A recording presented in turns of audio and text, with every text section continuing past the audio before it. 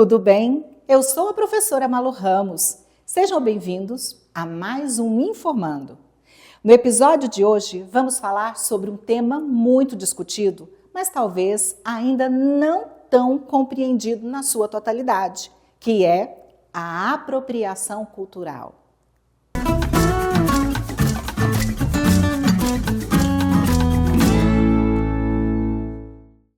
Cultura é todo o patrimônio de um povo composto por suas tradições, costumes, crenças, valores, expressões. A cultura de um povo se manifesta na forma como age e naquilo que produz. Isto forma a identidade de um povo ou de um grupo. Então, o que vem a ser apropriação cultural? Como distinguir valorização cultural de uma apropriação cultural? A nossa equipe foi buscar respostas para essas perguntas e conversou com a doutora em História Social, Poliene Soares dos Santos Bicalho, que é pós-doutora em Antropologia Social pela Universidade de Brasília. É professora da Universidade Estadual de Goiás, do curso de História e do programa de pós-graduação Stricto Sensu Interdisciplinar em Territórios e Expressões Culturais. O que é essa apropriação cultural e por que é importante que a gente discuta esse assunto no ambiente escolar, que é a primeira instância, né, que a gente está aqui no Conexão Escola, no quadro Informando, e claro, trazer isso para a comunidade em geral. Apropriação cultural, o que é? Apropriar-se de algo, na minha perspectiva, caminha muito próximo ao que a gente pensa de uma maneira, né, como eu disse, é tentar simplificar, muito próxima da tradução, né?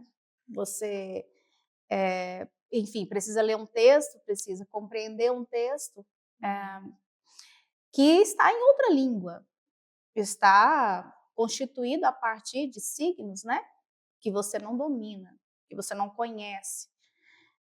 Automaticamente você busca um tradutor, né? E aí eu me lembro muito de um professor que eu tive na graduação aqui na UFG em História, professor José Antônio Camargo, e ele gostava muito de, em suas aulas, retomar o latim. E ele falava tradutor traidore, né? E é basicamente isso. A recorrer à tradução, né, é uma forma também de trair a essência, o que é próprio, o que é exclusivo, o que é original daquela língua. Mas em que medida isso caminha próximo ou paralelo, né, à ideia de apropriação cultural? Eu vejo muitas aproximações. Apropriar é, de certa maneira, também trair, né? Ou de todas as maneiras, é também trair. Trair uma cultura, trair um modo de vida, trair uma cosmovisão que envolve fatores N, né? Religiosidade, costumes, enfim, instrumentos estéticos, né? Objetos, vestuário, alimentação, a própria língua, né? A própria língua, enfim. Então, a apropriação cultural, pensada a partir da ideia de tradução, na minha perspectiva, é algo que está muito próximo, porque você acaba por trair uma cultura ou várias culturas ao se apropriar dela ou delas sem tomar os devidos cuidados, né? As devidas precauções, as devidas preocupações, no sentido de saber, ou de procurar saber, ou de querer saber que cultura é essa, de onde ela vem, né? Mais do que se apropriar da tradução dela, né? Numa perspectiva de uma tradução de um texto, voltando lá à minha ideia original. Então, apropriar é se apropriar de algo que não me pertence e que, por natureza, pertence a outrem, que não sou eu, ou que não é o meu coletivo, ou que não é a minha sociedade. Tá, mas está ali, né? Compõe, né? E aí a gente entra em outras searas, né? Que são as searas históricas. Por que está ali, né? E aí a gente tem que entender todo um processo histórico. No nosso caso em específico, falando de Brasil, né? Nós temos que entender um processo de colonização que começa lá no século XVI, né? A chegada do europeu, e ele chega em um lugar que não é um espaço vazio, né? Você chega num território imenso, que nós vamos conhecer mais tarde como o Brasil, mas que já estava densamente povoado por indígenas. Então, eu preciso saber quem são essas pessoas, como elas viviam, o que delas ainda sobrevive, e há muito delas, né, dessas pessoas, sendo constituído, fazendo parte da nossa sociedade, da nossa história, daquilo que nós somos enquanto povo, né? Mas o que é exclusivo deles que eu não posso me apropriar de maneira tão assim aleatória, né?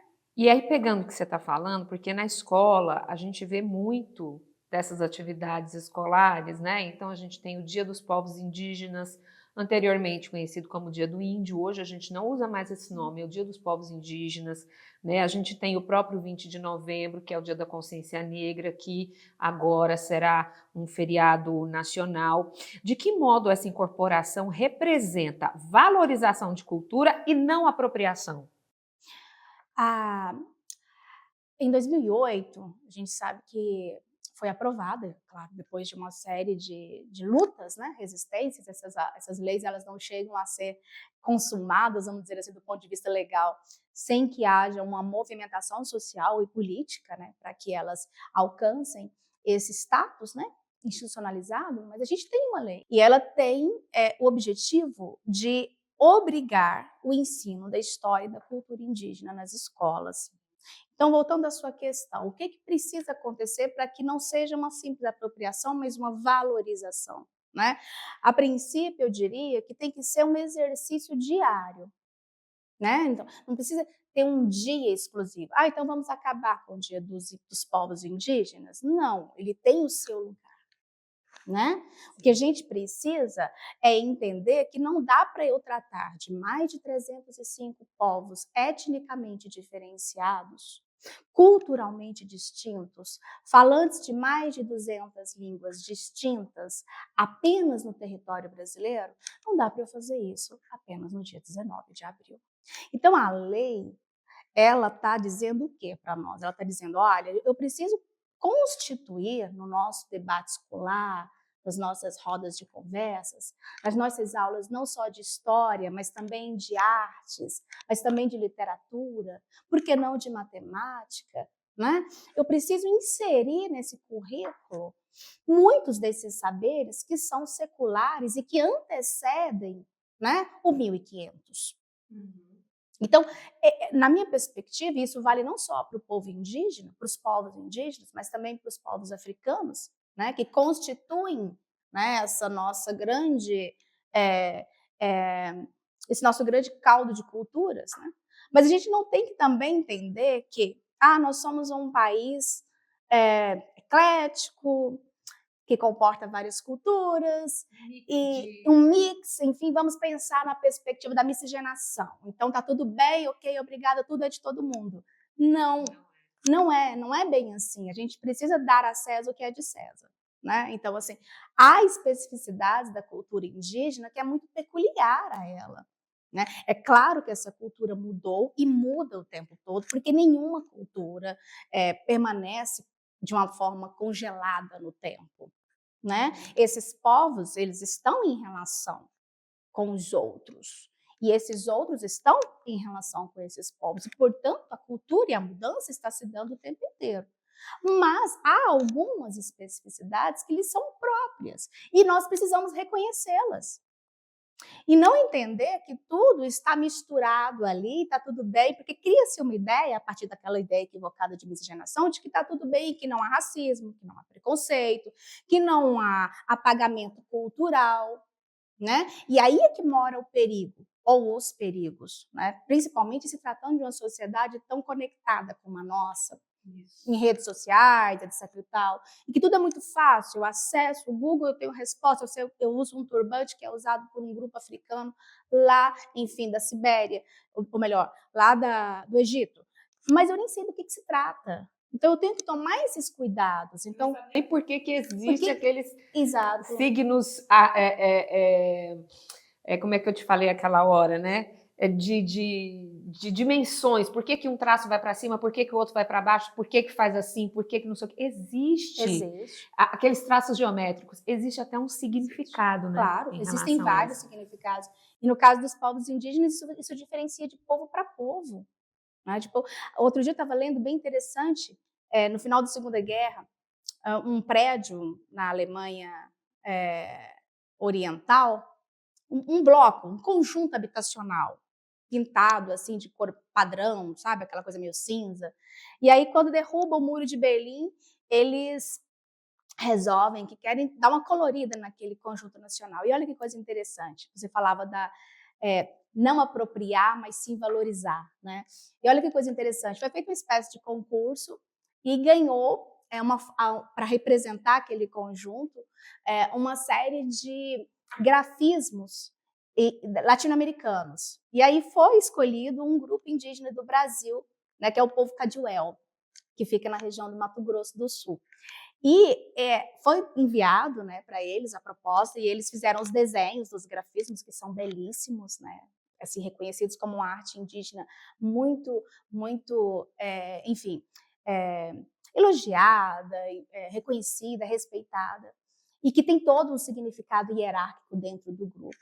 Mas aí há uma transposição desses desenhos para o papel, e eles são reproduzidos lá nesse conjunto habitacional. Ok, mas isso não é uma apropriação de qualquer forma? Não, porque olha que coisa interessante. Além dessas mulheres indígenas terem recebido pelo trabalho delas, porque foi reconhecido o trabalho delas, foram pagas passagens para essas mulheres indígenas irem lá, elas mesmas falarem do trabalho delas, da estética das suas pinturas, dos seus grafismos, para o coletivo que vivia naquele conjunto habitacional, que recebeu aquelas pinturas. Então, eu vejo aí uma valorização desta arte, né, que é própria do povo Cadiuel aqui no Brasil, e um reconhecimento para além das nossas fronteiras. Né? Então, qual que é o princípio? O princípio é, mais do que me apropriar aleatoriamente, muito mais que isso, mais do que utilizar-me de adereços, de artefatos da cultura do outro, eu preciso entender de onde isso veio. Né? Eu preciso saber a partir de qual circunstância, de qual contexto histórico, de qual realidade. E aí, voltando para a escola, e eu concordo contigo que a escola tem um papel fundamental nisso tudo, não é? Principalmente a educação básica, falando para as crianças, os pequenininhos, né? Que têm muito menos condições de discernir, né? Entre o que é legal e o que não é, o que é bom e o que não é tão bom assim. Né? Então, é fundamental que nós introjetemos de uma maneira dinâmica, cotidiana, nas relações escolares, professor-aluno, né? A importância de conhecer a fundo essas culturas e de saber que elas apresentam peculiaridades, especificidades. Né? Povo africano, povo indígena, povo indiano, né? E por aí vai. E saber o que é de quem. E a medida de que, e até que medida eu posso me utilizar de alguns desses artefatos de maneira a valorizar e não meramente me apropriar deles. Nossa, Poliane, vou te falar, vai ter que voltar outras e outras e outras e outras vezes, porque tem tanta coisa para a gente falar, o nosso tempo acabou, mas eu quero te dizer, quanta sabedoria. E eu espero que o que você falou possa inspirar professores e professoras nas escolas, para levar essas possibilidades de valorização e não de apropriação. Obrigada mais uma vez, viu? Eu que agradeço, obrigada. Eu acho que eu falei assim sem parar, mas espero que eu tenha conseguido alcançar o objetivo, né, para o qual eu estou aqui hoje. Muito bem. Eu espero que vocês tenham gostado. E para rever esse ou outros episódios do Informando, acesse a nossa playlist no portal Conexão Escola, lá no YouTube. E até a próxima, pessoal. Beijos. Tchau, tchau.